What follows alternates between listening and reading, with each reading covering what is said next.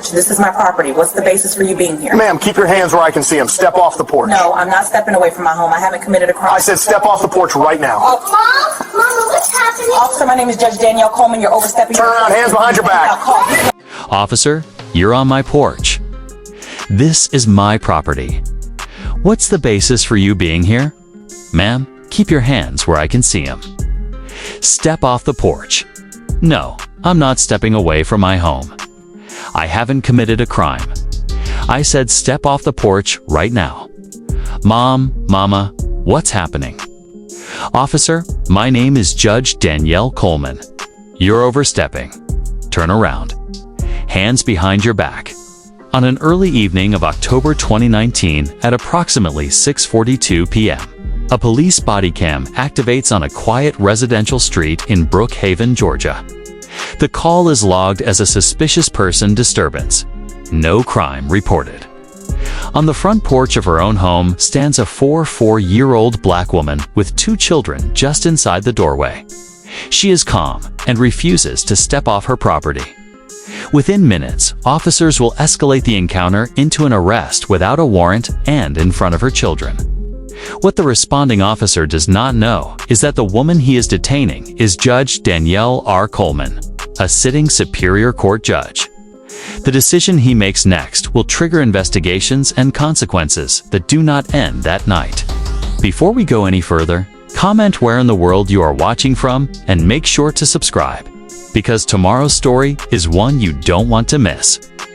Officer Kyle Mercer, 32 years old, steps out of his patrol vehicle and adjusts the camera clip to his chest. He has been with the Brookhaven Police Department for 6 years. Within the department, Mercer has a reputation. Supervisors describe him as proactive. Fellow officers describe him as intense. His internal record shows multiple citizen complaints, none sustained, mostly involving tone, escalation, and refusal to disengage once challenged. The dispatcher's voice crackles through his radio. Caller reports a disturbance. Woman on a front porch. Children possibly involved. Mercer looks up at the house.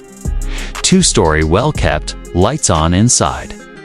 No signs of damage, no raised voices, no visible emergency. He walks up the driveway anyway. As Mercer reaches the bottom of the porch steps, the front door opens wider. Standing on the porch is Danielle R. Coleman, 44 years old, a Superior Court judge for DeKalb County. She has spent years presiding over criminal cases, ruling on warrants, weighing probable cause, and holding officers accountable to procedure. At this moment, she is not in a courtroom. She is barefoot, dressed casually, standing at her own front door at the end of a weekday evening. 2 of her children are inside the house behind her, one near the doorway, the other further back. Danielle positions herself slightly between them and the officer without saying a word. She steps forward but does not come down. She stays on the porch, keeping the door partially open behind her. Mercer looks up at her. "Ma'am, we got a call about some kind of disturbance here." The woman does not move. "What kind of disturbance?" she asks. Her voice is calm, controlled. Mercer pauses. "Someone was concerned. I need to figure out what's going on." "I'm standing on my porch," she says, "with my kids inside." "That's what's going on." Mercer shifts his stance. "I need you to step down here so we can talk." "I'm fine where I am," she replies. "This is my property." That answer him. Mercer glances briefly toward the open doorway, then back at her. "Do you live here?" "Yes." "Then I need to see some identification." She shakes her head slightly. "No, you don't." Mercer straightens. "If you refuse to cooperate, that becomes a problem." "What law am I violating?" she asks. There's a pause, long enough to register on camera. Mercer responds, "I'm conducting an investigation." "Into what?" she asks. He does not answer directly. "Ma'am, I'm giving you a lawful order to step off the porch." She looks at him steadily. "You don't have a warrant. You don't have probable cause." I'm not stepping anywhere. That is the moment the encounter shifts. Mercer's tone changes. Are you refusing to comply? I'm asserting my rights, she says. Behind her, a child's voice comes from inside the house. Mom, she turns halfway toward the door. Go inside, she tells them. Both of you. Mercer steps forward again. No, stay where you are. I need to see everyone. She turns back to him sharply. You will not speak to my children. Mercer's jaw tightens. Backup sirens can be heard faintly in the distance. Danielle remains on the porch, hands visible, voice steady. You need to leave now. Mercer reaches for his cuffs. The body cam continues recording. Mercer pulls the cuffs from his belt and steps closer to the porch. Turn around, he says. Danielle does not move. She keeps her hands visible, palms open at her sides. I do not consent to any of this, she says, staring at the camera. Mercer reaches for her wrist anyway. His grip is firm, abrupt. Danielle stiffens, but does not pull away. Hands behind your back, he repeats. Inside the house, the older child steps forward. Mom, what's happening?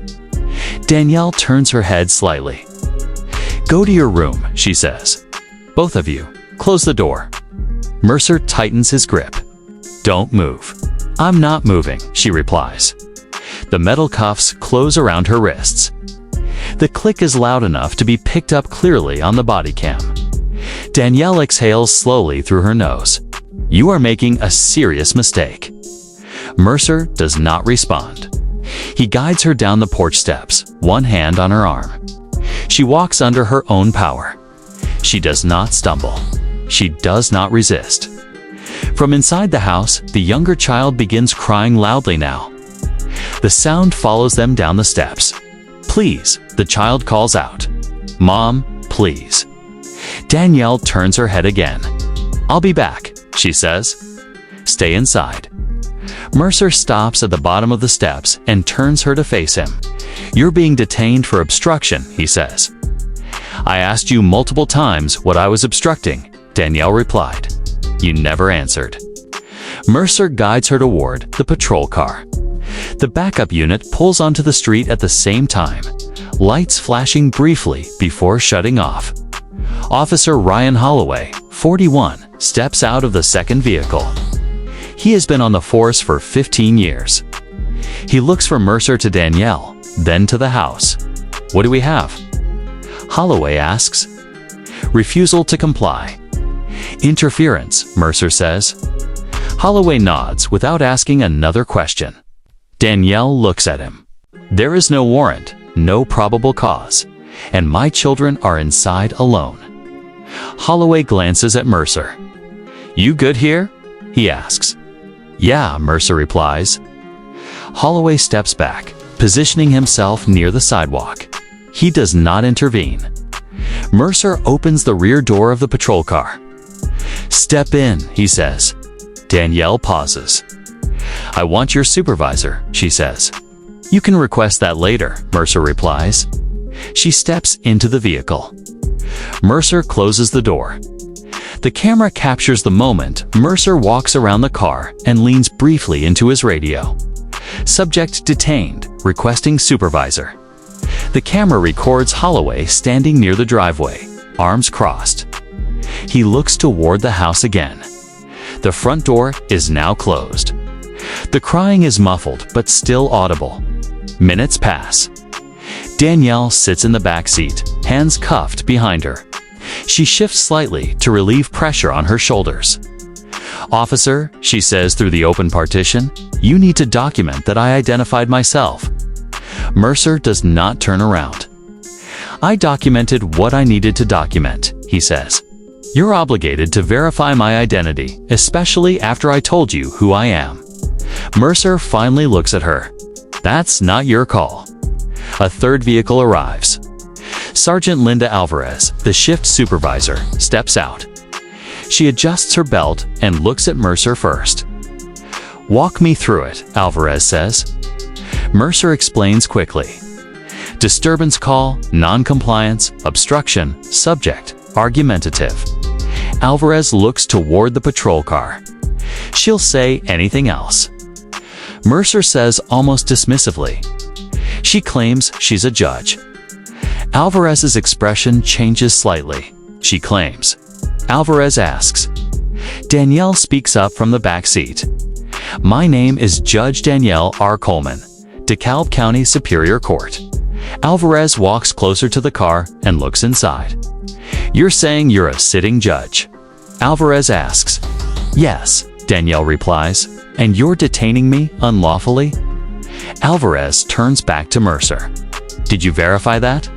Mercer shakes his head. She refused ID. She's on her property, Alvarez says. What was the original charge? Obstruction. Mercer repeats. Pause. What was she obstructing? Mercer does not answer immediately. Alvarez looks toward Holloway, then back to Mercer. Start your report, she says. I'm going to make a call. She steps away and pulls out her phone. Danielle watches through the window. Her voice remains steady when she speaks again. My children are inside alone. One of them is 9 years old. Alvarez turns back. Officer Holloway, go knock and check on the kids, she says. Holloway hesitates, then walks toward the front door. The body cam captures him knocking lightly and speaking quietly through the door. Inside the car, Danielle closes her eyes briefly. Alvarez finishes her call and returns. Mercer, she says, lowering her voice. You need to uncuff her. Mercer stiffens. Sergeant, now Alvarez says. Mercer opens the rear door again. He reaches in and removes the cuffs. Danielle flexes her wrist slowly. You're not under arrest at this time, Alvarez says. We're going to sort this out. Danielle steps out of the car. This is not over, she says calmly.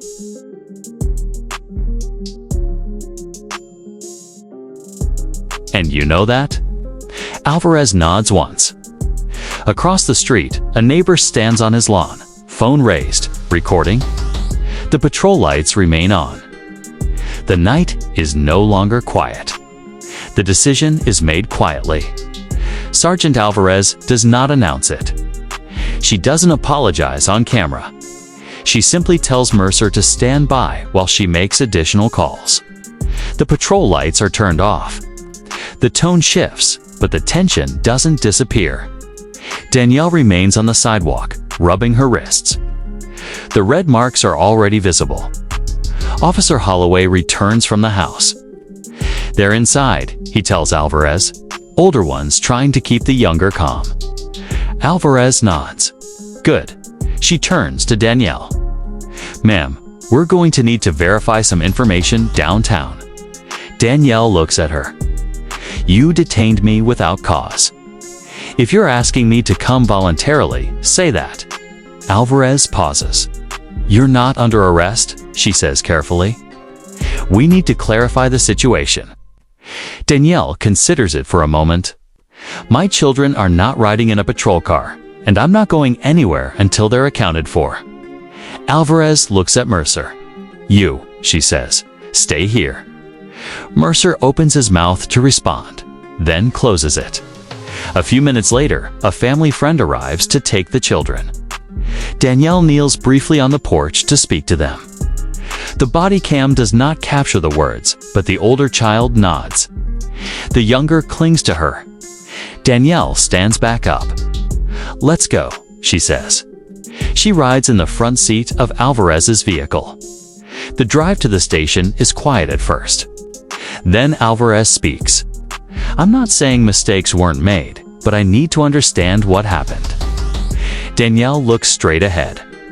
You need to understand that your officer treated a lawful refusal as a crime. That's what happened. At the station, Danielle is escorted into a small interview room. No cuffs, no booking, no fingerprints. Alvarez steps out. Mercer arrives several minutes later, visibly irritated. Internal Affairs is notified before Danielle even sits down. A lieutenant joins them. Then another supervisor. Questions are asked in low voices. Was there a warrant? No. Any charges? Obstruction? Based on what? There is no clear answer. Someone pulls up the court system on a computer. Danielle's name appears immediately. The room changes. No one raises their voice. No one jokes. Phones come out. Notes are taken. Danielle sits with her hands folded on the table. You understand this is a serious issue, she says calmly. Not because of who I am, but because of what was done. The lieutenant nods. Yes, ma'am. Mercer is asked to step outside. In the hallway, another officer quietly tells him Internal Affairs wants his body cam footage preserved in full. No edits, the officer adds. Mercer scoffs. I didn't do anything wrong. Inside the room, Alvarez returns. Judge Coleman, you're free to go. Danielle stands. I was never lawfully detained. Alvarez nods again. I understand. Danielle leaves the station without further comment. By the time she gets home, it is after 10 p.m. The house is quiet. The children are asleep in the living room, still dressed. She sits down beside them and doesn't move for a long time. The next morning, Internal Affairs opens a formal investigation. Within hours, the media receives inquiries. A neighbor's video is already circulating online. The body cam footage is requested by multiple outlets. City attorneys are looped in. Emails begin moving quickly. Officer Mercer is placed on administrative leave by midday. By the end of the week, the footage is reviewed by outside counsel. Every decision is documented. Every word is replayed. Every pause matters. Danielle files a formal complaint, followed by a federal civil rights notice. The language is precise. The timeline is exact. The department releases a short statement. We are aware of the incident and are reviewing the matter. It satisfies no one. Community leaders speak out. Civil rights groups request meetings. City council members ask questions. The department can't easily answer. Mercer is interviewed by Internal Affairs. His answers are defensive. He insists he followed procedure. The footage disagrees. Supervisors begin reviewing his prior complaints again, this time with context. Patterns emerge. By the following month, the city's legal department recommends settlement discussions. Danielle declines an early offer.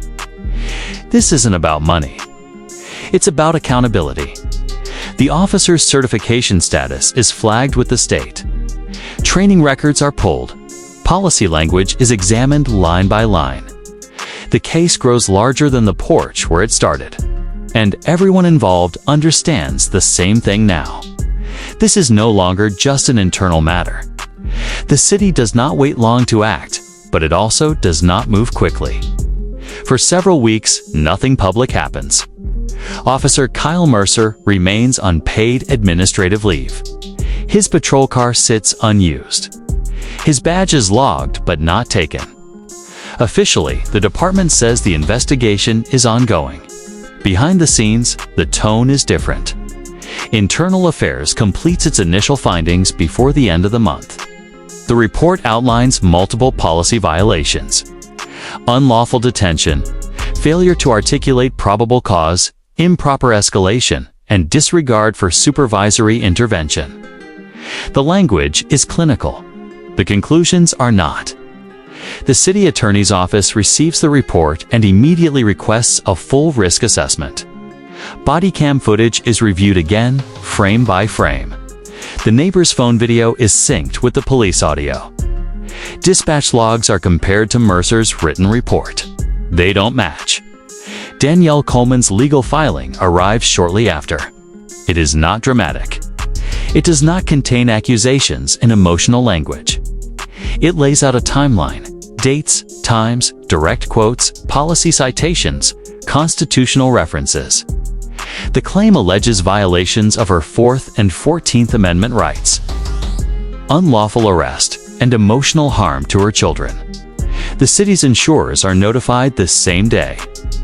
2 weeks later, Mercer is called into a meeting with command staff. His union representative is present. The meeting lasts less than 30 minutes. When he leaves, he is no longer employed by the Brookhaven Police Department. The department releases a statement that afternoon, confirming his termination. It cites failure to follow departmental policy. It does not mention Danielle's name. Within days, the State Law Enforcement Certification Board opens its own review.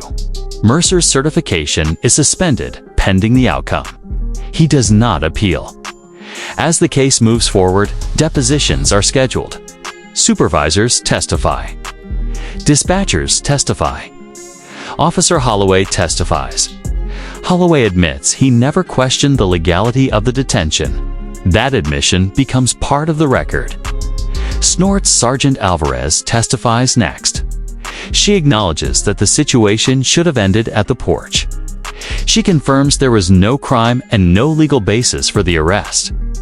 The city requests mediation. Danielle agrees. The settlement conference takes place behind closed doors. It lasts a full day. By the end, an agreement is reached. The city agrees to pay $3.2 million to settle the federal civil rights lawsuit.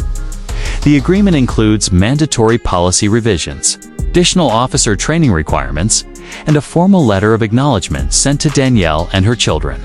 No admission of wrongdoing is included, as is standard. The City Council approves the settlement in a closed session. Taxpayers fund it. When news of the settlement becomes public, reactions are mixed. Some criticize the amount. Others say it doesn't go far enough. Civil rights organizations call it necessary. Danielle does not hold a press conference. She issues a short written statement. This case was never about status or position. It was about what happens when lawful authority is ignored and accountability is delayed. I hope this leads to meaningful change. She returns to work the following Monday. Her courtroom is full. The children resume their routines. School, sports, normal evenings. The porch remains the same. Officer Kyle Mercer does not return to law enforcement. His name appears in training materials now, cited anonymously in case studies about escalation and unlawful detention. The